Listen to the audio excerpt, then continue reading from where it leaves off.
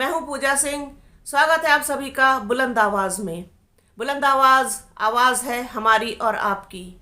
बुलंद आवाज में हम उन विषयों पर बात करते हैं जिन विषयों पर बात करना बेहद ज़रूरी है और अमूमन इन विषयों पर चर्चा नहीं होती है या कोई करना ज़रूरी नहीं समझता है।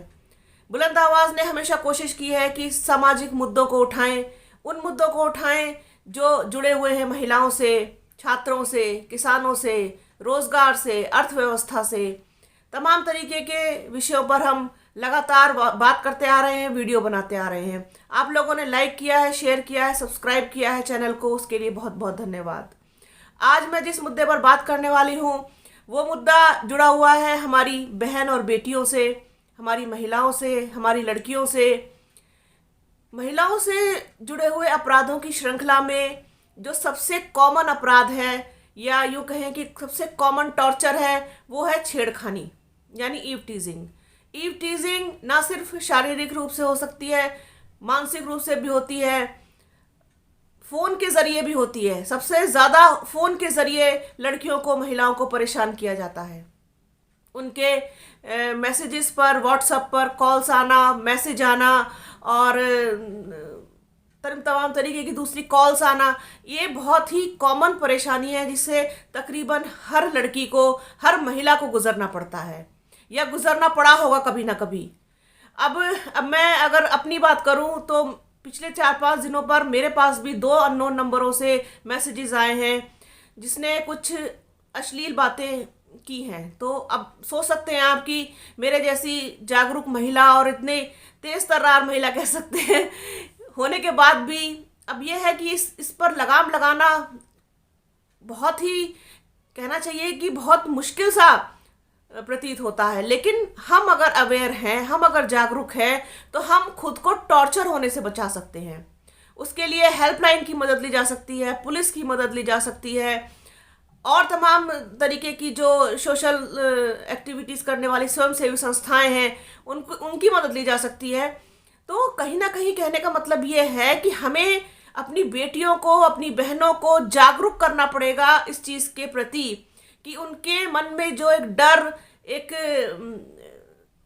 भय है पुलिस के प्रति और हेल्पलाइन की मदद लेने से वो डरती हैं या यूँ कहें कि झिझकती हैं, वो निकलना बहुत ज़रूरी है। जब तक वो नहीं निकलेगा तब तक इन लोगों की हिम्मत इसी तरीके से बढ़ती रहेगी।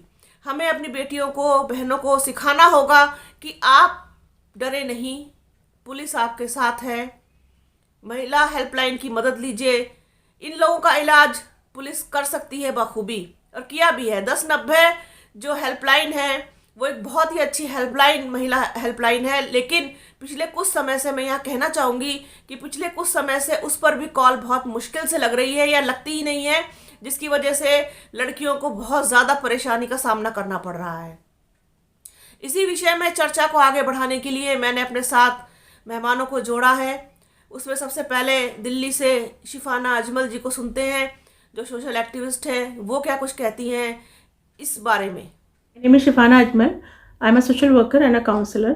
तो आज जो बात करने वाले हैं हम वो है महिलाओं के खिलाफ होने वाला जो सबसे एक कॉमन अपराध है या एक कॉमन मामला है, वो है ईव टीजिंग का, छेड़खानी का मामला या अभद्र टिप्पणियाँ कसने का या तंज करने का, ग्रुप बनाकर छेड़ने का, पीछा करने का या कैट कॉलिंग जिसे हम कहते हैं।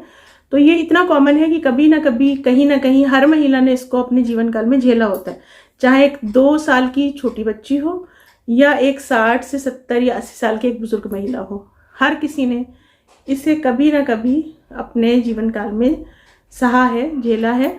और बहुत सारी ऐसी महिलाएं भी हैं जिन्होंने कभी इसको जिक्र भी नहीं किया, कभी इसके बारे में किसी से डिस्कस भी नहीं किया, और कुछ ऐसे हैं भी एग्जाम्पल जिन्होंने एक्शन भी लिया, बट ये बहुत कम है।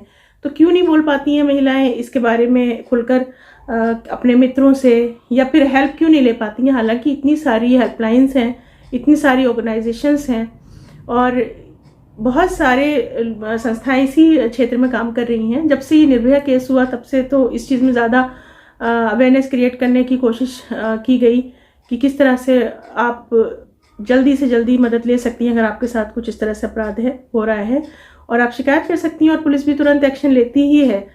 तो फिर भी नहीं बोल पाती हैं। तो क्या रीज़न है, कौन है ये लोग? जिस तरह से हम देखते हैं कि बस स्टैंड्स पर, मेट्रो स्टेशंस पर, या चौराहों पर, या फिर कोई क्राउडेड प्लेस की किसी आइसोलेटेड जगह पर कुछ लड़के या कुछ आदमी ग्रुप बनाकर खड़े होते हैं और उनका काम सिर्फ ये होता है कि हर आने जाने वाली महिला के ऊपर अभद्र टिप्पणी कसना, उसकी फिगर को लेकर, बॉडी लैंग्वेज को लेकर, या उसके कपड़ों को लेकर, उसके बालों को, उसके स्टाइल को, या फिर कोई अगर किसी एक अपने मेल फ्रेंड के साथ जा रही है तो उसको लेकर कुछ ना कुछ जुमला कसना, वो इसको अपनी शान समझते हैं। या फिर क्या उनकी मेंटालिटी होती है इसके पीछे, आई डोंट नो। हालांकि ये मेल मेंबर्स भी हमारे परिवारों में से ही होते होंगे जो बाहर इस तरह से हरकतें करते हैं और घर में निहायत ही शरीफाना अंदाज में रहते हैं। तो खैर, तो क्या रीज़न है जो महिलाएं इसके बारे में शिकायतें नहीं दर्ज करवाती हैं?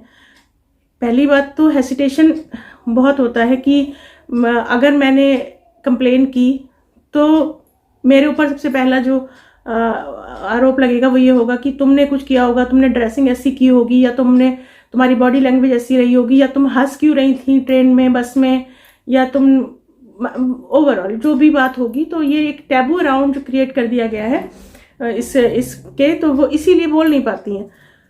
दूसरा ये है कि अपनी आज़ादी छीनने का भी ख़तरा होता है कि भाई अगर आज हमने शिकायत की और उसके ख़िलाफ़ एक्शन लिया गया, कल को वो बंदा वापस आकर फिर हमें हैरेस ना करे या कोई और बड़ा काम ना करे, इसलिए भी चुप रह जाती हैं। फैमिली मेम्बर्स भी आपको रोकना टोकना शुरू कर देते हैं कि भाई इस तरह से कपड़े मत पहन कर जाओ, या इस तरह से इस वक्त घर से बाहर मत निकलो, सुबह में जाओ, रात को लेट मत जाओ। तो बहुत सारी चीज़ों को सोचते हुए शायद वो नहीं ले पाती हैं। निर्भया केस के बारे में के बाद इतनी सारी helplines, even specially in Delhi, बहुत सारी बसेस में जैसे हम देखते हैं कि मेल कांस्टेबल, फीमेल कांस्टेबल तैनात कर दिए गए ताकि आप आसानी से हेल्प मांग सकें। NCWs की हेल्पलाइन है, DCWs की हेल्पलाइंस हैं, even cat calls of organization जो वर्क करती है ज्यूरिक में, ईरान में, पेरिस, केन्या, ओटावा में, इंडिया में भी वो वर्क करती है। और वो सिर्फ एक क्लिक पर आपको हेल्प मिल जाती है। अगर इस तरह के हैरेसमेंट की आप शिकायत करते हैं तो उस पर एक्शन भी हो जाता है। वर्ड्स के बारे में आप कह सकते हैं कि उसने मेरे ऊपर ये जुमला कसा, बट घूरना ये भी एक तरीके का हैरेसमेंट है। या फिर कोई भी फेस एक्सप्रेशन इस तरह का दिखाना, तो उस पर आप फिर चुप हो जाते हैं कि भाई ये अब इसको क्या कहें कि इसने हमें घूर रहा था। तो ये सब चीज़ें हैं, तो ये झेलती रहती हैं लड़कियां, महिलाएं, स्पेशली छोटी एज की बच्चियां, उनके साथ बहुत होता है ये सब। तो मैं जो इसके खिलाफ अगर बोलेंगे नहीं तो फिर एक्शन भी नहीं होगा, और एक्शन नहीं होगा तो ऐसे लोगों को फिर हिम्मत बढ़ती चली जाएगी। तो सुना आपने शिफाना अजमल को, बिल्कुल सही कह रही हैं वो कि महिलाओं को हेल्पलाइन की मदद लेनी ही चाहिए, पुलिस की मदद लेनी चाहिए, और अपने आप को कभी भी टॉर्चर सहने जैसी कंडीशन में लाने की बिल्कुल भी ज़रूरत नहीं है। आप की मदद के लिए हैं तमाम हेल्पलाइंस, पुलिस, डायल 112, ये सभी चीज़ें आप लोगों की मदद के लिए हैं। तो अपने आप को कमज़ोर समझने की ज़रूरत नहीं है, जुल्म सहने की ज़रूरत नहीं है, किसी से डरने की ज़रूरत नहीं है। इसी कड़ी को आगे बढ़ाती हूँ और अपनी दूसरी मेहमान को सुनवाती हूँ आपको, जो मेरठ से हैं इंदु प्रजापति जी, सामाजिक कार्यकर्ता हैं। हमारी संस्था है जो प्रोग्रेसिव वुमेन वेलफेयर सोसाइटी, उससे जुड़ी हुई हैं। वो क्या कुछ कहती है इस बारे में, आइए सुनते हैं। नमस्कार, मेरा नाम इंदु प्रजापति है, मैं मेरठ की रहने वाली हूँ। आज हमारे सामने एक बहुत अहम मुद्दा है, महिलाओं पर बढ़ते अत्याचार, जिसके बारे में आज हम बात करने जा रहे हैं। महिलाओं पर आए दिन कोई ना कोई अत्याचार होता रहता है, जिसकी बारे में जानकारी हमें टीवी के माध्यम से, न्यूज़पेपर के माध्यम से, इनफैक्ट अपने आसपास हम बहुत सारी ऐसी चीज़ें देखते हैं जो महिलाओं पर अत्याचार हो रहा है। लेकिन अब महिलाओं पर अत्याचार हो रहा है ये तो सबको पता है, लेकिन महिलाएं उस पर एक्शन क्यों नहीं लेती, मुझे ये समझ नहीं आता। महिलाएं अपने ऊपर हो रहे अत्याचार को खुद ही सहन करती रहती हैं, उसमें घुटती रहती हैं। जब तक उनके बस में होता है वो उसको सहन करती हैं, और जब उनकी पूरी सीमा ख़त्म हो जाती है, सहन शक्ति ख़त्म हो जाती है, तो वो सुसाइड करती हैं या वो कोई ना कोई ऐसा कदम उठा लेती हैं। मेरी सभी महिलाओं से ये गुजारिश है कि वो ऐसा गलत कदम ना उठाएं, अत्याचार के खिलाफ आवाज़ उठाएं।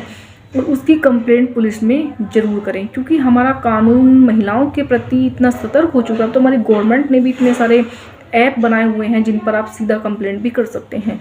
अगर आप अपने खिलाफ हो रहे अत्याचार पर आप स्वयं ही आवाज़ नहीं उठाएंगे तो कोई आपकी मदद नहीं करेगा। इसीलिए पहले आवाज़ खुद को उठानी है, फिर उसके बाद सभी लोग आपकी मदद के लिए आगे आएंगे। क्योंकि हमारी पुलिस इसमें अहम भूमिका निभा रही है। कम से कम आप अपनी समस्या लेकर वहाँ तक जाइए तो सही, आप एक कंप्लेंट लिखाइए तो सही, हमारी पुलिस इस पर तुरंत एक्शन लेगी और आपकी समस्या में हमेशा आपके साथ खड़ी रहेगी। लेकिन आप वहाँ तक पहुँच ही नहीं पाते हैं और अपनी समस्या में खुद भटकते रहते हैं।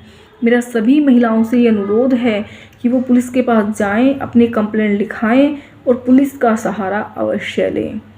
अब तो बहुत सारी इतनी फैसिलिटी हैं, इतने सारे नंबर्स हैं जिन पर आप डायरेक्ट कॉल करके भी अपनी कंप्लेंट लिखा सकते हैं। हमारी एक संस्था है प्रोग्रेसिव वुमेन वेलफेयर, जिसके माध्यम से भी हम लोगों को समझाते आए हैं, महिलाओं को, लड़कियों को हम ये संदेश देते रहते हैं कि अगर कोई गलत हो रहा है, कुछ भी गलत हो रहा है, तो कृपया करके उसकी कंप्लेंट पुलिस थाने में ज़रूर लिखाएं, वहाँ आपकी मदद अवश्य की जाएगी। तो सुना आपने इंदु प्रजापति को, वो भी बिल्कुल ठीक कह रही हैं कि बेटियों को पुलिस की हेल्पलाइन की मदद ज़रूर लेनी चाहिए। अपने घर में इस बारे में बताएं, चुपचाप कुछ भी सहने की या घुटन में जीने की कोई भी ज़रूरत नहीं है। इतना स्ट्रांग बनाइए बेटियों को, गुड टच बैड टच के बारे में शुरू से बताइए छोटी बच्चियों को, उनको जागरूक कीजिए। स्कूल इसमें बहुत इम्पोर्टेंट भूमिका निभा सकता है।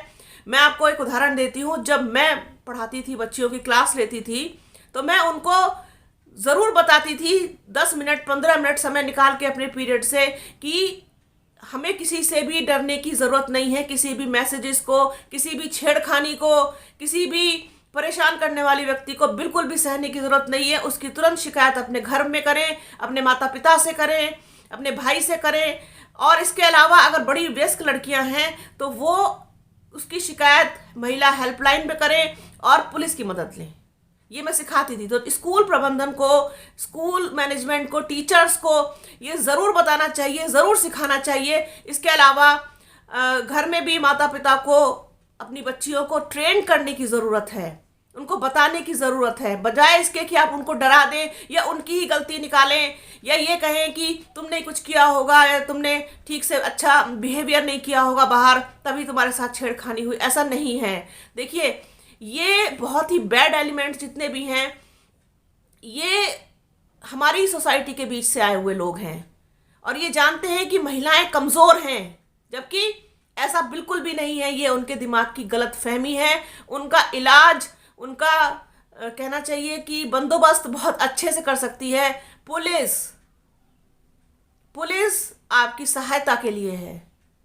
पुलिस से डरिए नहीं, पुलिस से घबराइए नहीं, पुलिस से बचिए नहीं। हाँ, थोड़े से वो कभी कभार रूड ज़रूर हो जाते हैं, लेकिन बिल्कुल भी इसका मतलब ये नहीं है कि वो आपकी सहायता नहीं करेंगे। अवश्य करेंगे। एक बार आप उनसे मदद लेके तो देखिए, बजाय इसके कि आप किसी की भी बदतमीजी, किसी की भी गंदगी, किसी के भी दिमाग की गंदी उपज को सहती रहें, बर्दाश्त करती रहें। बोल कि लब आज़ाद है तेरे, बोलिए। बोलने से ही बात बनेगी, बोलने से ही काम चलेगा। डरने से ना तो बात बनेगी ना काम चलेगा। तो ये बहुत ज़रूरी मुद्दा है जिस पर बात करनी बहुत ज़रूरी थी, इसीलिए मैं आज इस विषय को लेकर आई हूँ। और जैसा कि आप जानते हैं कि हमारे देश में ना तो मुद्दों की कमी है और ना ही समस्याओं की कमी है। तो समय समय पर मैं लेकर के आती रहूँगी इसी तरीके के तमाम वीडियो। तब तक बने रहिए बुलंद आवाज़ के साथ। हमारे चैनल को लाइक कीजिए, शेयर कीजिए, सब्सक्राइब कीजिए और अपना बहुत ज़्यादा ध्यान रखिए। तब तक के लिए जय हिंद।